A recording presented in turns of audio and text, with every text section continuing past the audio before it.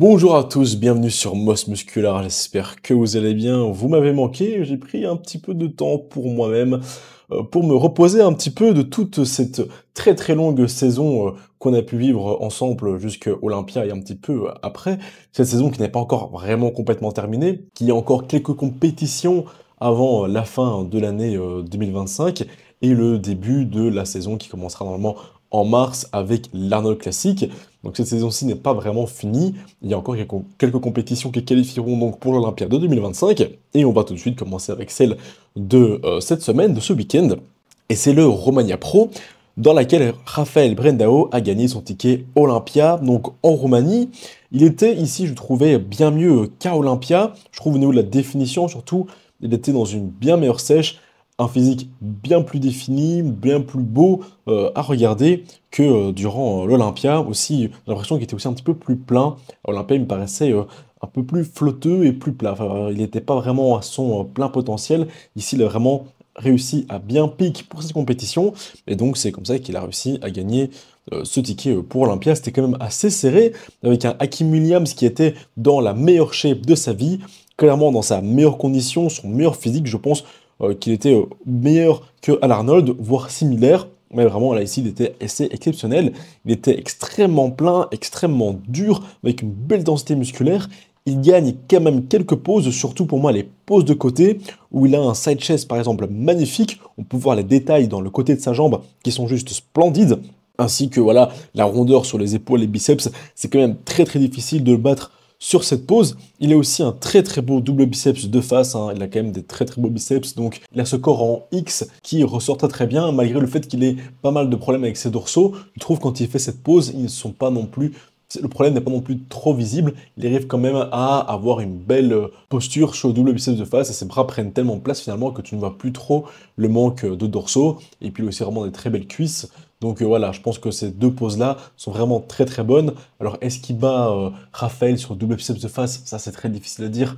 Moi personnellement, je penche plutôt vers Raphaël, mais voilà, ça reste quand même aussi très très compliqué, très très difficile pour moi et je pense aussi pour les juges de les départager. Bien que Raphaël a gagné qu'un score parfait, et je pense que c'est assez évident que c'est quand même Raphaël qui le prend, mais on peut voir quand même que Hakim est vraiment pas très loin derrière. Raphaël qui est quand même beaucoup plus esthétique, qui prend pas mal de poses de dos surtout. Il a quand même un bien meilleur dos que celui de Hakim. Bon, c'est normal, hein, étant donné qu'il n'a pas vraiment de problème au niveau de ses grands morceaux. Donc voilà, c'était Raphaël qui a remporté en troisième place et quatrième place. Par contre, là aussi, c'était vraiment aussi très serré. On avait Emiro Meragic et Horst MD. Emiro était devant avec la meilleure condition.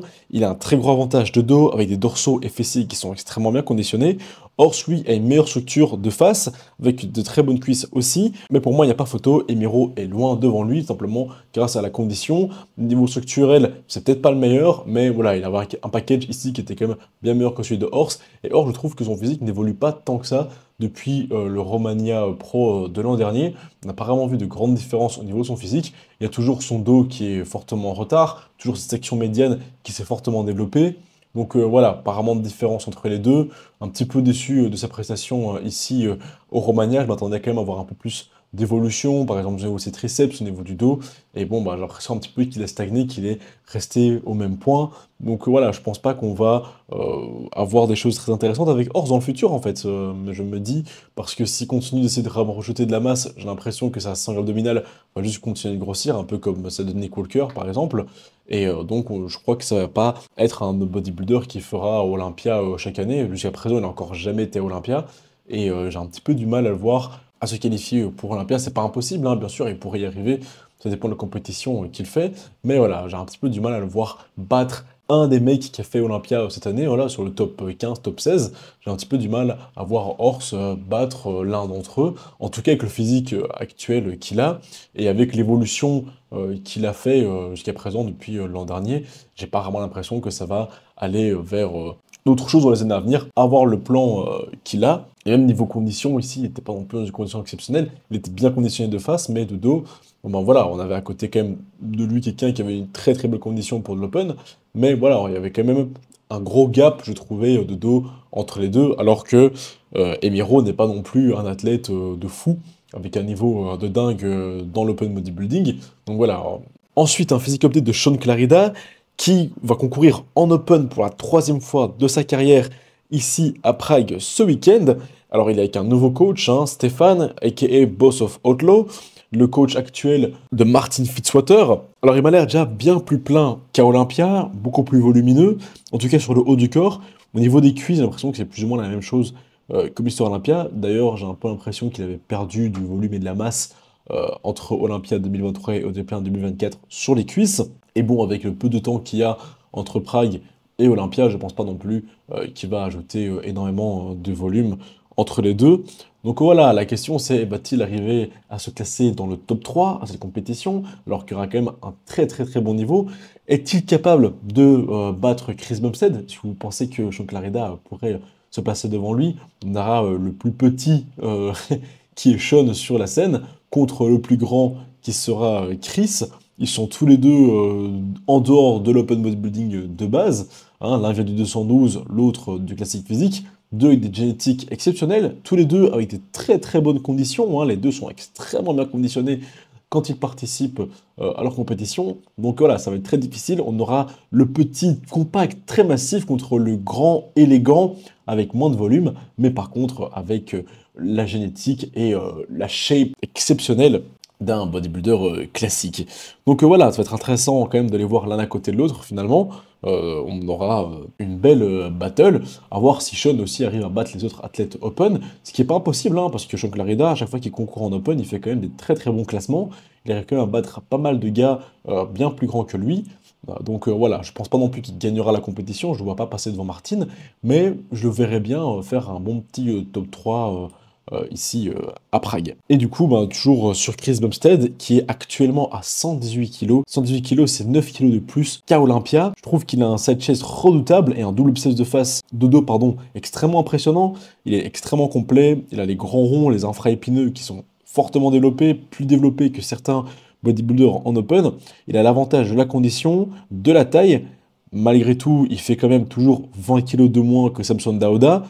Samson Dauda ne sera pas là ici à la compétition, mais ça vous donne un petit peu une idée de la différence de masse entre deux bodybuilders de plus ou moins la même taille. Ils font quasiment la même taille, je crois que Samson est un peu plus petit que Chris. Et donc voilà, il fait quand même 20 kilos en plus. Chris est quand même bien plus petit que Samson, on va pas se mentir. Mais voilà, ça reste quand même 20 kilos. Donc je pense pour moi, si Chris Bumstead voulait vraiment être très très compétitif en Open, alors quand je vous dis très très compétitif, c'est vraiment au plus haut niveau, hein, qu'on puisse le voir comme un top 3, top 5 Olympia, je pense qu'il faudrait quand même qu'il fasse quelque chose comme 125 kilos minimum avec la masse qu'il a ici. Je crois pas qu'il serait en dehors du top 10, je pense qu'il pourrait se mettre dans le top 10, mais arriver à casser le top 5, ce serait quand même assez compliqué. Mais on va voir ici sur scène, on verra la réalité avec les 9 kilos qu'il a réussi à ajouter sur son physique. S'il garde la même condition qu'il avait eu en classique, je pense qu'il peut aussi faire très très mal à cette compétition ici à Prague. Peut-être un top 2. Alors top 1, moi personnellement, je pense que c'est quasiment impossible. Mais voilà, il y a quand même une petite chance qu'il gagne, mais vraiment pour moi une infime petite chance. C'est pas impossible, je ne veux pas dire que c'est d'office, il va d'office perdre, parce qu'on ne sait jamais en fin de compte de quoi demain est fait. On a pu voir cette Olympia. Mais voilà, je pense quand même que Martin a beaucoup plus de chances de gagner cette compétition et que Chris, peut-être face à un top 3, ce serait déjà super en vrai. Lui, il n'a pas vraiment d'attente. Son objectif, c'est pas de gagner, il vient pour s'amuser. Je pense que s'il fait un top 3, il sera très heureux comme ça. S'il fait un top 1, il sera très heureux aussi, peut-être un peu moins, parce qu'il sera obligé de faire Olympia du coup, et il sera peut-être un petit peu moins content.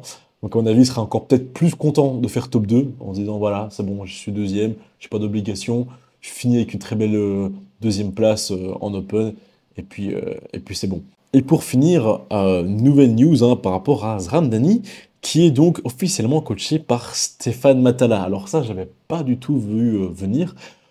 Que je sache, Stéphane Matala ne fait pas de coaching, enfin pas de préparation même. En tout cas, j'ai jamais vu Stéphane parler de coaching préparation. Et finalement, effectivement, il travaille avec Zram Dani. Zram qui du coup dit qu'il a explosé depuis qu'il travaille avec Stéphane. Donc bien sûr, je ne remets pas du tout en cause les capacités de coach de Stéphane, hein, mais voilà, c'est pas une chose qui est médiatisée par lui, en tout cas sur ses réseaux. Je pense pas qu'il prépare d'autres personnes même. En tout cas, je suis pas au courant de ça. Donc c'est possible que Zram soit peut-être même l'un de ses seuls athlètes qu'il est en train de préparer. Donc c'est intéressant un petit peu de voir comment les choses vont bouger et changer avec Stéphane, bien que ça se passe aussi très très bien avec Essen, hein. Mais bon, voilà, Essen normalement avait parlé de arrêter le coaching, enfin en tout cas la préparation. Donc il fallait bien au moment que ça s'arrête aussi avec Zram. Et finalement, on n'est pas parti bien loin, étant donné qu'il a commencé avec Stéphane. C'est peut-être le début hein, d'une carrière de préparateur pour Stéphane Matala, qui sait. Surtout qu'en ce moment, il est énorme hein, depuis qu'il a quand même décidé de passer en Open. Il monte à plus de 125 kilos pour le moment. On va voir un petit peu la progression. J'attends un petit peu un prochain physique update où il aura rajouté encore un peu plus de volume, où il sera encore beaucoup plus énorme, qui commence vraiment à ressembler à un bodybuilder open pour réanalyser tout ça. Mais en tout cas, voilà, je pense que c'est assez intéressant de voir ça. Toujours pas de news par rapport à Zram sur la compétition, est-ce qu'il va concourir cette année ou pas? Moi, personnellement, je pense qu'il va concourir en avril à la NPC à Lille.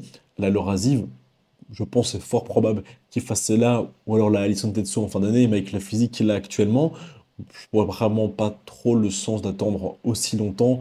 Je vois pas trop le sens d'attendre jusqu'à septembre, alors qu'il pourrait directement jumper en avril pour ça. Et du coup, il ferait sa première compétition coachée par Stéphane, et ça serait assez intéressant. Au niveau de l'entraînement, je me demande aussi si ça a changé du coup pour Zram. Est-ce qu'ils s'entraînent un peu plus à la Stéphane, entre guillemets? Est-ce qu'ils sont sur un modèle de top 7, back off 7, qui est une très très bonne méthode d'entraînement? Je pense que c'est probablement même la meilleure méthode d'entraînement pour un athlète naturel ou un athlète qui est chargé niveau classique physique. Maintenant, pour un athlète open, je suis peut-être un petit peu moins fan. Je pense que c'est un petit peu dangereux parce que ça te beaucoup d'intensité et surtout beaucoup de stress au niveau des tendons parce que tu pousses quand même très très lourd quand tu tapes là-dessus, hein, tu es sur du 6-8 répétitions, donc tu vas chercher quand même des très très très grosses perfs, des très gros poids, ce qui est un petit peu dangereux en open parce que voilà, généralement les gars en open sont un peu plus fragiles, surtout au niveau des tendons. Quand tu regardes, ben voilà, le précurseur de cette méthode qui est Dorian Yates, qui a un peu plus démocratisé la méthode qui avait été introduite par Mike Menzer. Eh ben, bon bah voilà, quoi. Dorian a quand même fini sa carrière avec un biceps et un triceps arrachés.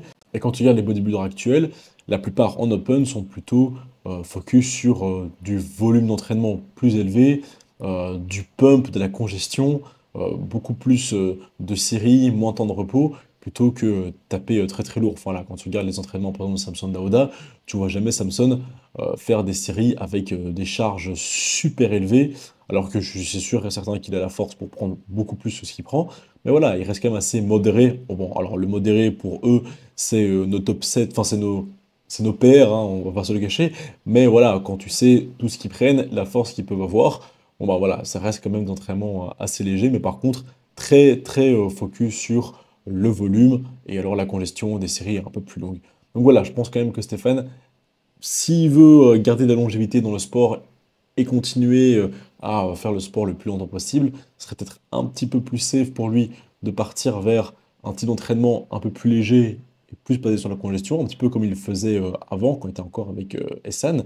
C'est un peu plus safe. Alors maintenant, voilà, je pense au préparateur, hein, je ne sais pas que ce qu'il fait, c'est mal. Ce qu'il fait très très bien aussi, ça donne beaucoup de densité musculaire. Mais voilà, juste un petit peu plus dangereux. Maintenant, il a quand même l'air de faire attention et de ne pas faire le con. Donc voilà, que ce soit pour Stéphane et pour Zram, ce serait cool de les voir tous les deux à Lille en tant que coach et athlète. Ça serait quand même assez cool de les voir et de pouvoir gratter et pouvoir faire une petite interview, qui sait. On verra ça dans la semaine à venir. C'était un plaisir de vous retrouver. C'était Karim de Moss Muscular. À bientôt. Ciao.